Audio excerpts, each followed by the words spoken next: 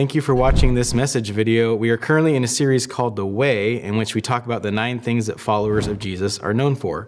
Here at Followers Church, we've created an acrostic out of the word followers, and this week we are on R, which stands for relationships. As a small groups pastor, I get to talk about that subject, which is pretty fitting. Back in the day, Jesus knew the importance of gathering in a small group, aka his disciples. Big gatherings are important, but it's in those small gatherings where life really happens. We develop as followers of Jesus and we build relationships with each other. Acts 2:42 through 47, they devoted themselves to the apostles' teaching and to fellowship, to the breaking of bread and to prayer. Everyone was filled with awe at the many wonders and signs performed by the apostles. All the believers were together and had everything in common. They sold property and possessions to give to anyone who had need. Every day they continued to meet together in the temple courts. They broke bread in their homes and ate together with glad and sincere hearts, praising God and enjoying the favor of all the people. And the Lord added to their number daily those who were being saved. Later on, Paul highlighted the importance of any man that wanted to be known as a leader of a group. Being a follower of Jesus and being hospitable were of utmost importance. 1 Timothy 3:1 through 2, this is a trustworthy saying. If someone aspires to be a church leader, he desires an honorable position. So a church leader must be a man whose life is above reproach. He must be faithful to his wife. He must exercise self-control, live wisely, and have a good reputation. He must enjoy having guests in his home, and he must be able to teach. What this passage is saying is that it's important that every church leader is ready to lead a small group in their home. And why is that? It's because that's the place where relationships are best developed and we grow into followers of Christ in the best way.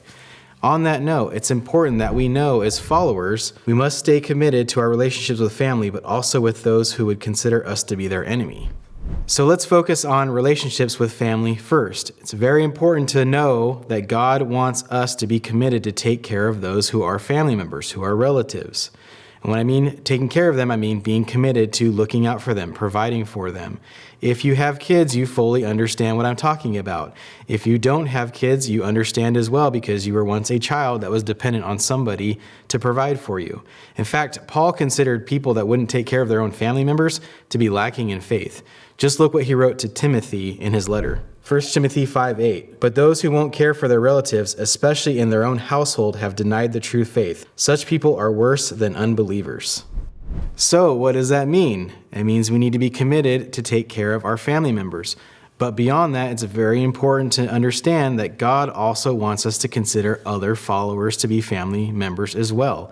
In fact, look what Mark wrote. Mark 3:32 through 35. There was a crowd sitting around Jesus, and someone said, "Your mother and your brothers are outside asking for you." Jesus replied, "Who is my mother? Who are my brothers?" Then he looked at those around him and said, "Look, these are my mother and brothers. Anyone who does God's will is my brother and sister and mother." This is just one of the many ways that Jesus was trying to get his followers to grasp the importance of being in relationships with people that were outside of what their definition of family was. In fact, we as followers should be looking for ways to bless others, to serve others, especially those that are followers of Jesus. Galatians 6:8 through 10, those who live only to satisfy their own sinful nature will harvest decay and death from that sinful nature. But those who live to please the Spirit will harvest everlasting life from the Spirit. So let's not get tired of doing what is good. At just the right time, we will reap a harvest of blessing if we don't give up. Therefore, whenever we have the opportunity, we should do good to everyone, especially those in the family of faith. One of the biggest things that we can do for other people is be committed to being in a relationship with them. This helps them keep from slipping into sin, helps them grow in obedience with God. In fact, the writer of Hebrews even emphasized the importance of sticking together so that we don't slip into sin. In order to do this, it's paramount that we be in a close relationship with other followers. Hebrews 3:12 through 14. Be careful then, dear brothers and sisters. Make sure that your own hearts are not evil and unbelieving, turning you away from the living God. You must warn each other every day while it is still today, so that none of you will be deceived by sin and hardened against God. For if we are faithful to the end, trusting God just as firmly as when we first believed, we will share in all that belongs to Christ.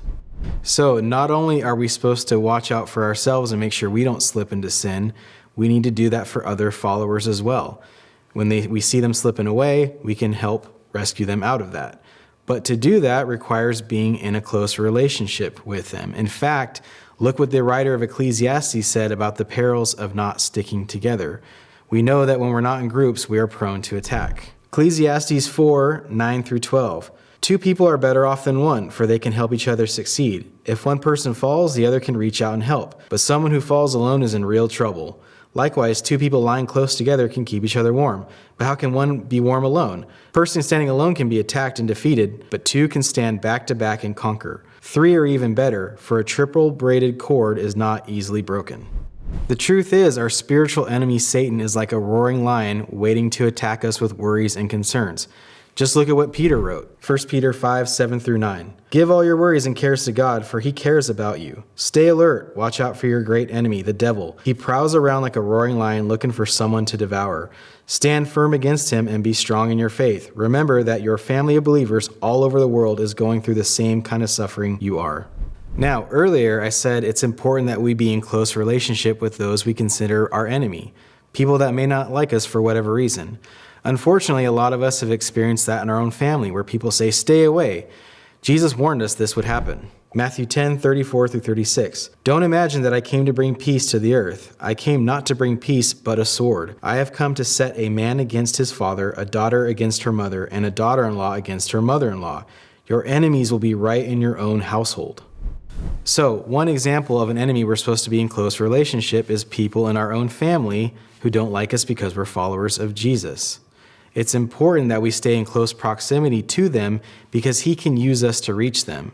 Our natural instinct is to distance ourselves and get away from them, but we got to stay close so that God can use us to reach them. 2 Timothy 2, 24 through 26. A servant of the Lord must not quarrel, but must be kind to everyone, be able to teach, and be patient with difficult people. Gently instruct those who oppose the truth. Perhaps God will change those people's hearts, and they will learn the truth. Then they will come to their senses and escape from the devil's trap, for they have been held captive by him to do whatever he wants. Here's another example Jesus gave in the book of Matthew. Here's what's happening. Jerusalem is a military outpost for Roman soldiers. Roman soldiers did not like the Jews. Jews were in close proximity to the Roman soldiers and definitely fit the description of being an enemy. In fact, look at what Jesus told his disciples. Matthew 5, 38 through 48. You have heard the law that says the punishment must match the injury, an eye for an eye and a tooth for a tooth. But I say, do not resist an evil person. If someone slaps you on the right cheek, offer the other cheek also. If you are sued in court and your shirt is taken from you, give your coat too. If a soldier demands that you carry his gear for a mile, carry it 2 miles. Give to those who ask, and do not turn away from those who want to borrow. You have heard the law that says, love your neighbor and hate your enemy. But I say, love your enemies. Pray for those who persecute you. In that way you will be acting as true children of your Father in heaven. For he gives his sunlight to both the evil and the good, and he sends rain on the just and the unjust alike. If you love only those who love you, what reward is there for that? Even corrupt tax collectors do that much. If you are kind only to your friends, how are you different from anyone else? Even pagans do that. But you are to be perfect, even as your Father in heaven is perfect. So, does it take a lot of work to stay committed to relationships with people who don't like us? Absolutely. Does it take an insane amount of empathy? Yes, it does. But here's the thing. God wants us to reflect his nature. He's working in all of us, every single one of us. If you're not in a small group, I strongly urge you to get into one where we can grow with other people. In those groups, we grow closer to Jesus, and also it keeps us from slipping into sin. I absolutely understand there's apprehension to join a group, but here's the thing. Just consider how God can use you to change the lives of others and how God can use others to change your life as well. Proverbs 27:17. As iron sharpens iron, so a friend sharpens a friend. If you're in a place where you feel like something's missing, maybe you just don't feel a sense of belonging or a sense of community, maybe you're just frustrated with everything that's going on in life and you just need people to lean on and help figure things out. Whatever the reason is, I strongly urge you to get involved in a small group and watch God get to work in you and those around you. Plus, here's another great thing. Our groups love to eat good food. They're always making good stuff. We know that great things happen relationally when we share a meal together. So go eat food and grow, just not around the waistline. If you are currently in a group, please invite people to that group. We have experienced the life change. Let's share that with others as well. Thank you for watching this message video. We love you very much, and we are praying that you find a small group to get plugged into where you can experience life change.